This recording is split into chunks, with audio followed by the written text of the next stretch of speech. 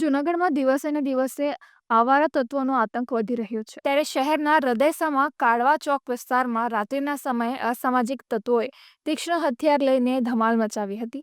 જ્યારે એક રિક્ષા ચાલક પાસેથી પૈસાની માંગણી કરી હથિયાર વડે માર માર્યો હતો અને સમગ્ર વિસ્તારને બાનમાં દીધો હતો.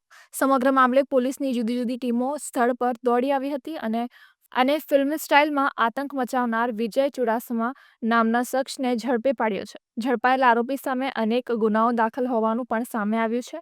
ત્યારે હાલ તો સમગ્ર મામલે પોલીસે વધુ તપાસ હાથ ધરી છે. વિવેકભાઈએ ના પાડતા આ વિજયભાઈ ઉશ્કેરાઈ ગયેલ અને તેમને મન ફાવે તેમ ગાળો આપવામાં માંડેલ અને ડરાવવા માટે ઊંધા ધરિયાનો ઘા એમના એક પગમાં મારી દીધેલ હતું. જેના આધારે બી ડિવિઝન પોલીસ સ્ટેશન ખાતે આ ગુનો દાખલ કરવામાં આવેલ છે. આ વિજયભાઈ છે એમના ઉપર અગાઉ પણ ગુનાઓ દાખલ થયેલા છે મારામારી અને પ્રોહિબિશનના. હાલ આ વિજયભાઈને રાઉન્ડ અપ કરી લેવામાં આવેલ છે અને તેમના ઉપર કાર્યવાહી કરવામાં આવેલ છે.